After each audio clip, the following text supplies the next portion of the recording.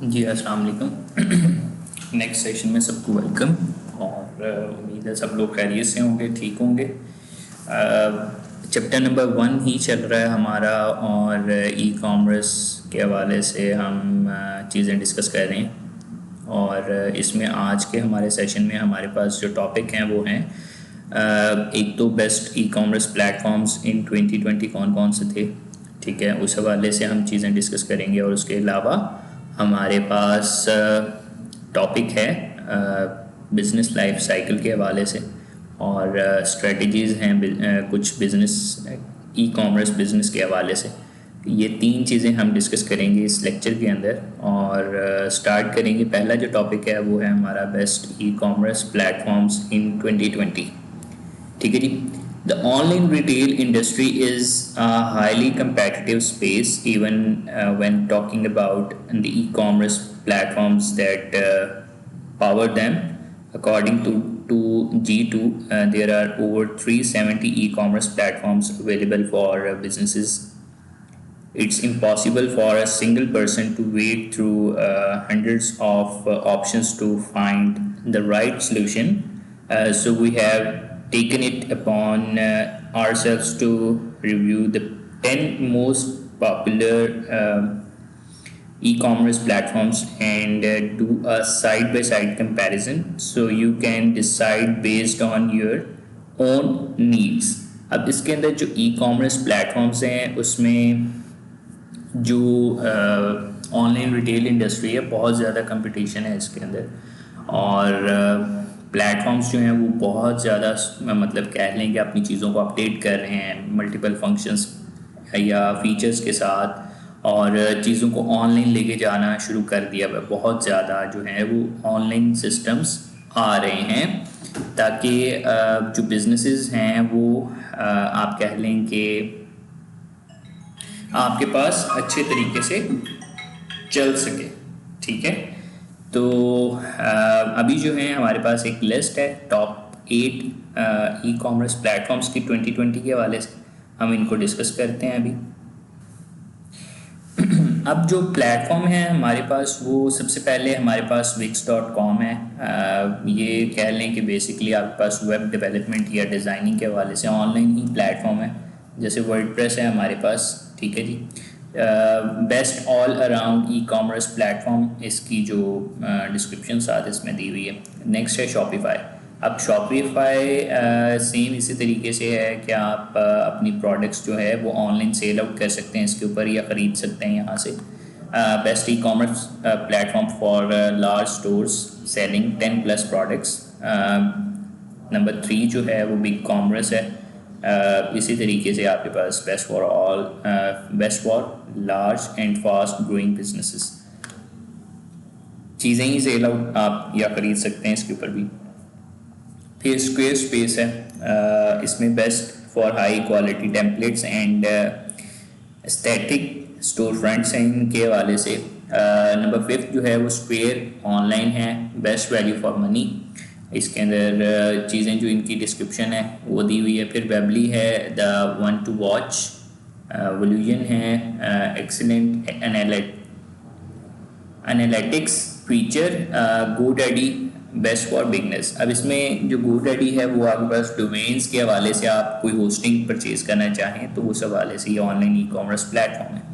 अब यहाँ पे डिफरेंट जो है ना ऑर्गेनाइजेशंस ने बेस्ट ई कॉमर्स प्लेटफॉर्म्स के हवाले से ये चीज़ें अपनी अपनी लिस्ट ये इशू करते हैं। अब ये G2 के हवाले से ये चीज़ें हैं जो ई कॉमर्स की जो ये लिस्ट आपके पास शेयर की जा रही है वो 2020 के हवाले से बेस्ट ई कॉमर्स प्लेटफॉर्म्स की। तो उसके मुताबिक ये टॉप 8 प्लेटफॉर्म्स हैं। इसके अलावा अमेज़ॉन हो गया इंटरनेशनली और फेसबुक, इस तरह की जो चीज़ें हैं वो टॉप पे तो चल ही रही होती हैं, ठीक है जी। जो माइनर लेवल के ऊपर जो चीज़ें टॉप पे चल रही होती हैं, बेस्ट चल रही होती हैं, ये उनकी लिस्ट है। अब पाकिस्तान में अगर आप देखें तो दराज टॉप पे चल रहा है। इसके अलावा OLX है, पाक व्हील्स है, ज़मीन.com है, ये भी ई कॉमर्स की ही एग्जांपल्स हैं और विद इन पाकिस्तान आप इनको कंसिडर कर सकते हैं top best e commerce platforms के अंदर, ठीक है जी। अब इसके बाद जो हमारे पास टॉपिक है वो है the 4 life stages of e commerce. 4 life stages हैं ई कॉमर्स किसी भी बिजनेस के हवाले से अगर आप काम स्टार्ट करते हैं तो इसको हम डिस्कस करते हैं in a report titled identify small business opportunities by understanding business life stage requirement. Gartner, the world's leading research and advisory company, finds that small business IT investments and hence product needs are driven by pragmatic strategies aligned to business life stage, including startup, expansion, established, and business maturity. There are 4 life stages that influence IT investment requirements as follows. अब इसके अंदर जो हमारे पास business की life stages हैं ई commerce platform के हवाले से अगर आप बात करें बिजनेस को लेके चलें तो 4 हैं. ठीक है, 4 स्टेजेस हैं. जब आप कोई भी online e commerce business start करते हैं तो आपके पास इस तरीके से टाइम फ्रेम आपके पास चलता है. अब स्टार्टअप का जो टाइम है वो आपके पास लेस देन 2 ईयर्स हो सकता है कि आप पहले 2 सालों में चीज़ें बना रहे होते हैं, रिमूव कर रहे होते हैं और वो सारे का सारा जो प्रोसेस होता है आपके पास जो है ना स्टार्टअप के अंदर चल रहा होता है. ठीक है, फिर 2 साल के बाद अगले जो 2 साल होते हैं वो एक तरीके से एक्सपेंशन के कर लें कि आप अपनी चीज़ों को बढ़ा रहे होते हैं, ये कम कर रहे होते हैं, अच्छे तरीके से शॉर्ट लिस्ट कर रहे होते हैं, ऑप्टिमाइज कर रहे होते हैं चीज़ों को. ठीक है, उसके बाद जो नेक्स्ट 3 या 4 या 5 साल जो होते हैं आपके पास उन चीज़ों को स्टैब्लिश करने के लिए होते हैं कि आप अपना एक स्टैंडर्ड बना रहे होते हैं, स्टैब्लिश कर रहे होते हैं, 1 बाय 1 चीज़ों को प्योरीफाई करते हैं और अच्छे तरीके से अपनी चीज़ों को मेंटेन करते हैं. ठीक है जी, स्टैब्लिश आप 5वें से 9वें साल के दरमियान ऑपरेशंस के अंदर आप कर सकते हैं. ठीक है जी, और नॉर्मली इस हवाले से ई कॉमर्स बिजनेस हो या वैसे भी नॉर्मली आपके पास जो बिज़नेस होता है ट्रेडिशनल बिजनेस की अगर आप बात करें कि ऑनलाइन अगर आपका सिस्टम नहीं भी है और फिज़िकली आप अपनी चीज़ों को मेंटेन कर रहे हैं, बिजनेस आप चला रहे हैं, तो उसमें भी इतना टाइम ड्यूरेशन आपके पास रिक्वायर्ड होता है. ठीक है, फिर जो लास्ट जो स्टेज है वो आपके पास है बिजनेस मैच्योरिटी की. 10 या मोर देन 10 ईयर्स जो होते हैं आप बिजनेस को मैच्योर करते हैं इस टाइम के अंदर और आपका बिजनेस जो होता है मैच्योर हो जाता है, आप एक्सपर्ट हो जाते हैं अपनी चीज़ों को हैंडल करने के अंदर. ठीक है, फिर उसके बाद आपने जस्ट चीज़ों को रनिंग कंडीशन के अंदर चेक एंड बैलेंस रखना होता है.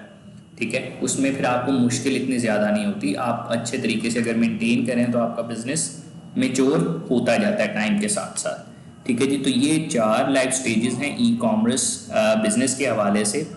तो ये हमने यहाँ पे डिस्कस किए हैं. अब यहाँ पे हमारे पास जो हैं इन्हीं 4 स्टेजेस की थोड़ी सी जो है ना आईटी के हवाले से रिक्वायरमेंट्स हैं या आप बजट के हवाले से अगर आप बात करें तो उसको थोड़ा सा इन्होंने यहाँ पे एक्सप्लेन किया हुआ है. इसको देखते हैं कि स्टार्टअप अगर आप लाइफ साइकिल में देखें तो स्टार्टअप जो सिचुएशन होती है उसके अंदर आप अगर कोई आईटी के हवाले से आपने कोई रिक्वायरमेंट्स हैं तो वो आपको यहाँ पे बताई हुई है कि जी बेसिक आईटी इंफ्रास्ट्रक्चर आप बनाते हैं, no complication and prefers easy installation, conservative buyer to avoid disruption, price conscious due to limited funding. अब इसके अंदर आपके पास जो बजट होता है वो कम होता है लेकिन आपने चीज़ों को मेंटेन करना होता है. इंफ्रास्ट्रक्चर आप बनाते हैं बेसिकली चीज़ों का, या आप इंस्टॉलेशन वाली साइड पे जाते हैं अगर कोई आपको चीज़ें उस हवाले से चाहिए. और ऐसी बायर से या आप कह लें कि लोगों से आप थोड़ा सा बच के चलते हैं कि जो आपके पास कह लें कि प्रॉब्लम क्रिएट कर सकते हैं. ठीक है, उसके अलावा आप जो है वो थोड़ी सी लिमिटेड फंडिंग होती है, आपको थोड़ी सी ध्यान से बैलेंस रखते हुए अपनी चीज़ों को मेंटेन करना पड़ता है. ठीक है जी, उसके बाद एक्सपेंशन का जो टाइम लिमिट है उसके अंदर आपके पास चीज़ों को स्केलेबिलिटी आप लेके चलते हैं, प्रूवन टेक्नोलॉजी, आप टेक्नोलॉजी को बेहतर कर सकते हैं. जो वैल्यू फॉर मनी है, valuation pilot of new technology, मतलब अगर कोई न्यू टेक्नोलॉजी आपने एडप्ट करनी है या निकालनी है आप उसको लेके चलते हैं. बजट थोड़ा सा इंक्रीज कर जाता है, हाई होता है आपके पास. ठीक है जी, ताकि आप चीज़ों को अच्छे तरीके से एक्सपेंड कर सकें. ठीक है, स्टार्टअप टाइम से आप एक्सपेंशन के टाइम लिमिट के अंदर आपके पास बजट इंक्रीज करता है अगर आप प्रॉफिट में जा रहे हो. फिर उसके बाद क्या होता है कि एस्टेब्लिश के प्रोसीजर के अंदर या प्रोसेस के अंदर आपके पास operations efficiency and cost optimisation आप करते हैं, enhancement of current IT, quality over price, vendor evaluation, और बजट आपके पास हाई होता है ताकि आप चीज़ों को अच्छे तरीके से स्टैब्लिश कर सकें। ठीक है, आपने एवेल्युएशन करनी है, ऑप्टिमाइज करना है अच्छे तरीके से चीज़ों को और इफ़ेक्टिव बनाना है चीज़ों को ताकि आपका जो बिज़नेस है वो अच्छे तरीके से रन कर सके या रनिंग कंडीशन में आ सके।